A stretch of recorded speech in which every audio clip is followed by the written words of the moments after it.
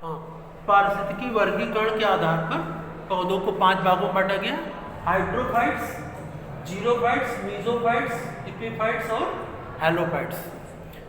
Number 1 है जलोद्भिद या hydrophytes. ये पौधे उन स्थानों पर पाए जाते हैं जहाँ पर पानी की अधिकता होती है। और जीरोफाइट्स या मरोद्भिद पौधे उन स्थानों पर पाए जाते हैं जहाँ पर पानी की कमी होती है। और मीजोफाइट्स उन स्थानों पर पाए जाते हैं जहाँ पर पानी की अधिकता होती है ना कमी होती है, मतलब समान स्थिति होती है। और एपिफाइट्स पौधे उन स्थानों पर पाए जाते हैं जहाँ पर ये पौधे कहाँ पाए जाते हैं? एपिफाइट्स। जो पौधे दूसरे पौधों के ऊपर उगते हैं उन्हें एपिफाइट्स या अधिपादप कहते हैं। और हैलोफाइट्स पौधे उन स्थानों पर पाए जाते हैं जहाँ पर मिट्टी में, पानी में नमक की मात्रा बहुत अधिक होती है। इसको क्या कहते हैं? हैलोफाइट्स या लवणोद्भिद कहते हैं। अब इनमें जलोद्भिद पौधे जो होते हैं वो जल के अंदर पाए जाते हैं। इनकी पूरी त्वचा के ऊपर क्या होता है? मोमी परत होती है, जिससे जल के हानिकारक प्रभाव नहीं पड़ते। इनमें जड़ों का अभाव होता है क्योंकि पूरा पौधा पानी में डूबा रहता है। किसी में जड़ें होती ही नहीं है और किसी में जड़ें होती तो बहुत कम विकसित होती है। और इनमें जाइलम जो कि जल का सम्मान करता है, जाइलम का भी विकास बहुत कम होता है। ठीक है ना। और इसके पश्चात इसमें और क्या विशेषता होती है? इसमें फ्लोएम अधिक विकसित होते हैं, जाइलम बहुत कम होते हैं विकसित। और इनमें जो पत्तियां होती, जो पौधे पानी में डूबे रहते हैं उनकी पत्तियां बहुत छोटी होती हैं। और जो पौधे पानी की सतह पर तैरते हैं उनकी पत्तियां बड़ी होती हैं लेकिन कट फट जाती हैं, जैसे कि कमल की पत्तियां बड़ी होती हैं। तो ये जलीय पौधे होते हैं। जलीय पौधों में वायुकोश होता है, एयर चैम्बर्स बहुत बड़े बड़े होते हैं, जिसके कारण ये पानी की सतह पर तैरते रहते हैं। मरोद्भिद पौधे जहाँ पर जल की कमी होती है, ये जलोद्भिद पौधे की कैसे होते हैं? उल्टे होते हैं। और इनमें जड़ों का विकास बहुत ज़्यादा होता है। इनके ऊपर का जो क्यूटिकल होता है वो बहुत मोटा होता है। क्यूटिकल की लेयर इनकी बहुत मोटी होती है, जिससे पानी की हानि कम हो। और इनमें भी पत्तियां कैसी होती हैं? छोटी छोटी होती हैं। पानी के अंदर नहीं, मरोद्भिद पौधे में भी पत्तियां छोटी होती हैं। अगर पत्तियां बड़ी होंगी तो पानी की हानि बहुत होगी। तो जल की हानि को रोकने के लिए इनमें पत्तियां बहुत छोटी होती हैं या कांटों में बदल जाती हैं। जैसे कि नागफनी।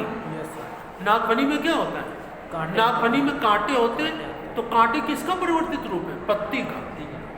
कांटे परिवर्तित, उसमें पत्तियां नहीं होती नागफनी में। नागफनी में क्या होते हैं? कांटे होते हैं। तो कांटे किसका रूप है? पत्ती का रूप है। तो नागफनी में तना पत्ती के रूप में बदल जाता है।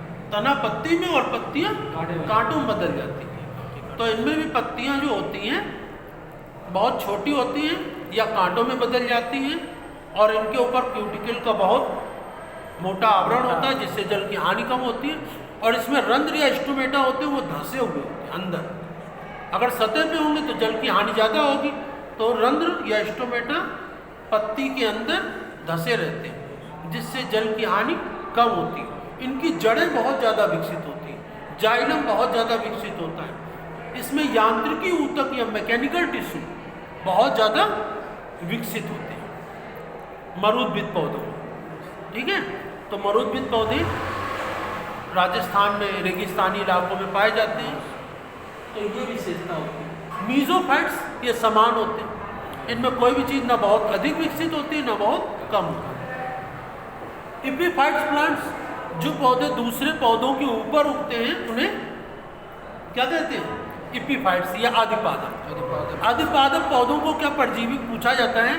अधिपादप पौधों को क्या परजीवी पौधे कह सकते हैं? तो अधिपादप पौधों को परजीवी पौधे नहीं कह सकते, क्योंकि वो उससे भोजन नहीं लेते। दूसरे के ऊपर उगते जरूर हैं लेकिन उससे भोजन नहीं लेते। अधिपादप पौधों में 2 प्रकार की जड़ें पाई जाती हैं। एक चिपकने वाली जड़ें जिन्हें क्लिंगिंग रूट्स कहते हैं, और एक हाइग्रोस्कोपिक रूट्स या आद्रताग्राही जड़ें। आद्रताग्राही जड़ें क्या होती हैं? जो वायुमंडल से नमी को अवशोषित करती है। तो पानी तो पेड़ से निकला नहीं, जमीन पर है नहीं, तो इनमें क्या होगा, ये हवा में लटकती रहती इनकी जड़ें जो वायुमंडल से नमी को अवशोषित करती है। इन्हें हम आर्द्रताग्राही जड़ें या हाइग्रोस्कोपिक रूट्स कहते हैं। तो हाइग्रोस्कोपिक रूट्स इन्हें कहते हैं। तो ये वायुमंडल से नमी को अवशोषित, और दूसरी प्रकार की जड़ें जो पौधे से मजबूती से चिपकी रहती है। तो इसमें दो प्रकार की जड़ें होती, कौन कौन सी, चिपकने वाली जड़ें और आर्द्रताग्राही जड़ें। तो जो आर्द्रताग्राही जड़ें होती हैं, नमी को अवशोषित करने वाली जड़ें होती हैं, उनमें क्या होता है, वेलामेंट टिश्यू होते हैं, वेलामेंट टिश्यू, ठीक है ना। वेलामेंट टिश्यू या वेलामेंट ऊतक होते हैं। ये ऊतक क्या करते हैं, वायुमंडल से नमी को अवशोषित करते हैं। आर्द्रताग्राही जड़ों में, हाइग्रोस्कोपिक रूट्स में यह वेलामेंट टिश्यू होते हैं। ये वेलामेंट टिश्यू ही वायुमंडल से नमी को अवशोषित करते हैं, ठीक है ना। तो ये इनकी विशेषता होती है। अधिपादप पौधों को हम परजीवी पौधे नहीं कह सकते। ये दूसरे के ऊपर उगते तो हैं, लेकिन उससे भोजन, पानी, खनिज लवण कुछ भी लेते नहीं है, आधार केवल लेते हैं बस। अपना भोजन स्वयं बनाते हैं, वायुमंडल से नमी लेते हैं, पानी लेते हैं, गैस लेते हैं, सब चीज़ें वायुमंडल से लेते हैं, पौधे से कुछ नहीं लेते। तो इसलिए अधिपादप या एपीफाइट प्लांट्स को परजीवी या पैरासिटिक प्लांट नहीं कह सकते। इसके बाद हैलोफाइट्स प्लांट्स क्या होते हैं, जो पौधे उन स्थानों पर उगते हैं जहाँ पर नमी तो अधिक होती है, नमी के साथ साथ मिट्टी और पानी में नमक की मात्रा बहुत ज़्यादा होती है। तो इन पौधों में क्या विशेषता होती है, ये पौधे जिन स्थानों पर उगते हैं वहाँ पर दलदल भी बनी रहती है। तो इनमें क्या होता है, मेन रूट या जड़ जमीन के अंदर जाती है, और जो जड़ नीचे जाने के पश्चात नीचे जाने करके थोड़ा ऊपर निकल आती है, ऊपर निकल आती है। इन जड़ों को हम, ये खूंटी नुमा होता है, जैसे जानवर बांधने के लिए खूंटा नहीं होता है, वैसे मेन स्टेम के चारों ओर छोटी छोटी खूंटियाँ निकल आती हैं, वो नीचे से निकली हुई जड़ें, और इनमें छोटे छोटे छेद होते हैं। जो जड़ें नीचे से निकली इनमें छोटे छोटे छेद होते हैं। इन छेदों के द्वारा इनमें श्वसन क्रिया होती है, मतलब गैसों का आदान प्रदान होता है। इसीलिए इन जड़ों को जो जमीन के अंदर से ऊपर निकल आती हैं, इनको श्वसन मूल जड़ें कहते हैं। श्वसन मूल, श्वसन माने श्वसन के, या रिस्पायरेटरी रूट्स कहते हैं, या इनका टेक्निकल नेम न्यूमेटोफोर्स है। टेक्निकल के नेम क्या है, न्यूमेटोफोर्स, और या इन्हें साधारण भाषा में श्वसन मूल कहते हैं, या सांस लेने वाली जड़ें।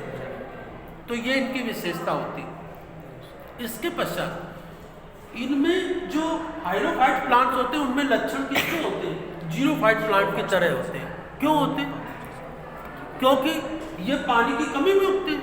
और जो ये हैलोफाइट्स प्लांट जहाँ पाए जाते हैं, तो वहाँ मिट्टी में क्या है, नमक की मात्रा ज़्यादा है, सांद्रता पानी की ज़्यादा है, तो वो पौधे इस पानी को, इस जल को अवशोषित नहीं कर पाते। क्योंकि जब कंसंट्रेशन बराबर होगा, पौधे के अंदर का कंसंट्रेशन और बाहर का कंसंट्रेशन बराबर होगा, तो उसमें अवशोषण नहीं हो पाएगा। अवशोषण तब होगा जबकि जैसे अंगूर, किशमिश को पानी में डालते हैं, तो किशमिश में पानी में डालने क्या होता है, किशमिश पानी अवशोषित कर लेती है, क्योंकि पानी की सांद्रता कम है और किशमिश के अंदर की पदार्थ की सांद्रता ज़्यादा है, तो पानी अंदर चला जाता है। ऐसे ही जड़ों में पानी जाता है, जड़ों में। अब जैसे कि जड़ों में बाहर पानी की सांद्रता कम होगी, तभी पानी जड़ों के अंदर जाएगा, और यदि बाहर नमक की, सॉल्ट की मात्रा बहुत ज़्यादा होगी, तो बाहर के पानी की सांद्रता और पौधे के अंदर की जो जल है उसकी सांद्रता बराबर हो गई, तो पानी अंदर जाता ही। तो हैलोफाइट प्लांट्स को भी, ये लवणोद्भिद पौधों को भी पानी की कमी का सामना करना पड़ता है, ठीक है ना, पानी की कमी का सामना करना पड़ता है। तो इसलिए इनमें भी वो कैरेक्टर होते हैं जो जीरोफिटिक प्लांट्स के कैरेक्टर्स होते हैं, सेम वही, ठीक है। तो इसमें एक विशेष बात और पाई जाती है, क्या, कि इनमें जो विविपेरस जर्मिनेशन या पित्रस्थ अंकुरण होता है। ये विविपेरस जर्मिनेशन क्या होता है, जब पौधे में लगा हुआ फल पौधे में फल लगा हुआ है, तो पौधे में लगे हुए फल के अंदर ही बीजों का जर्मिनेशन या स्टार्ट हो जाए, अंकुरण शुरू हो जाए। वैसे तो जनरली बीजों का अंकुरण कहाँ होता है? जब मिट्टी में डालो बीज को, पानी दो, तभी अंकुरण होता है। लेकिन इसमें कहाँ अंकुरण शुरू हो जाए? जब पौधे में फल लगा हुआ है वहीं पर उसका अंकुरण शुरू हो जाए, तो इसको हम कहते हैं विविपैरस जर्मिनेशन या पित्रस्थ अंकुरण कहते हैं। तो ये पित्रस्थ अंकुरण केवल किसमें पाया जाता है? इसमें पाया जाता है। तो पेपर में ये बहुत पूछा जाता है, पित्रस्थ अंकुरण क्या होता है? तो पित्रस्थ अंकुरण जब बीजों का अंकुरण पौधे में लगे हुए फल के अंदर ही शुरू हो जाए, तो उसे हम पित्रस्थ अंकुरण या विविपैरस जर्मिनेशन कहते हैं। और ये विशेष गुण होता है हैलोफाइट्स का या द्रवणोद्भिद पौधों का होता है, ये इसी में पाया जाता है। ठीक है ना।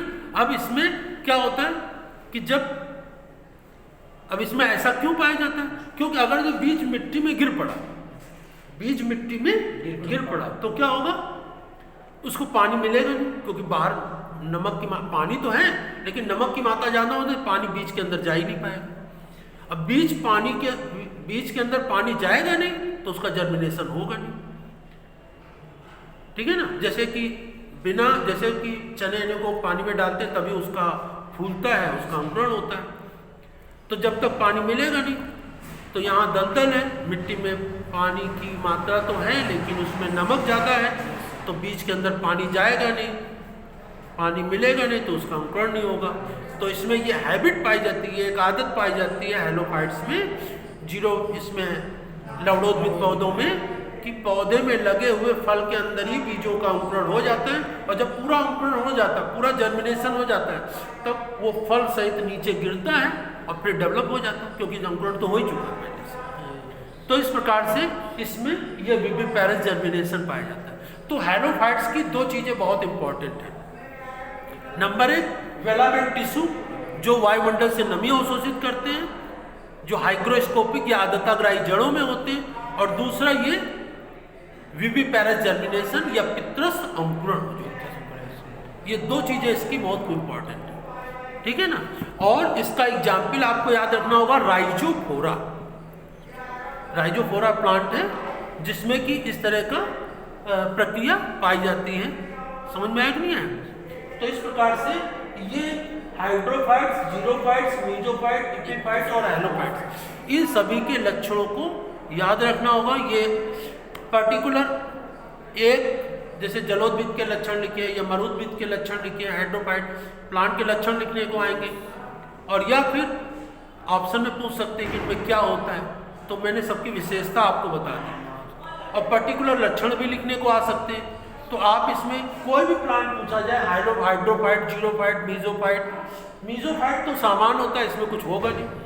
ज़्यादातर पूछे जाने की संभावना हाइड्रोफाइट, जीरोफाइट, एपिफाइट्स और हैलोफाइट्स, ये 4 पूछे जाएंगे। तो इसमें तीनों चीज़ें लिखनी, इनका जड़ कैसा होता है, इसका तना कैसा होता है, इसकी पत्ती कैसी होती है, उसमें क्या क्या परिवर्तन होता है, क्या क्या विशेषताएं होती हैं। तो ये इसमें मुख्य रूप से पाए जाते हैं। समझ में आया कि नहीं है? तो इसका एग्जाम्पल क्या है? राइजोफोरा है ना, मुख्य याद रखना। एपिफाइट्स जो पौधे दूसरे पौधे के ऊपर पाए जाते हैं, उनके उदाहरण याद रखना है। क्या? ये आर्किड, इसमें राइजोफोरा, ये आर्किड पौधा जो दूसरे पौधों के ऊपर पाए जाते हैं। और जीरोफाइट्स क्या होते हैं? जीरोफाइट तो पता है, बबूल उदाहरण देख सकते हैं, बबूल जीरोफाइट से है ना। मरुद्भिद पौधा जो रेगिस्तानी, नागफनी सबसे अच्छा उदाहरण है। नागफनी जिसमें कि पत्तियां कांटों में बदल जाती है, तना पत्तियों में बदल जाता है। और हाइड्रोफाइट्स में याद रखेंगे वेलिसेनेरिया, विलेनिसेनेरिया पौधा जो जल के अंदर होता है, लेकिन इसमें जड़ें नहीं होती और पत्तियां बहुत छोटी छोटी होती, तो वेलिसेनेरिया जीरोफाइट्स है ना। और मीजोफाइट्स में तो तुम्हें याद ही नहीं। मीजोफाइट्स में क्या है? नीम, बरगद, पीपल, जो तुमको आसपास पेड़ दिखाई पड़ते हैं, सारे पेड़ क्या हैं? मीजोफाइट्स है। समोद्भिद पौधे, न पानी की अधिकता है और न पानी की कमी है। तो इस प्रकार से इसमें ये 5 भाग हैं। इनके सभी के लक्षण अलग अलग लिख करके लाएंगे। जड़, तना, पत्ती की क्या विशेषताएं होती हैं, और जो इनकी मुख्य चीज़ें हैं वो मैंने आपको बता दी। इसको अपने आप हर एक ग्रुप को लिखेंगे और समझेंगे। फिर नेक्स्ट टर्म पर इसी के आगे हम लोग डिस्कस करेंगे।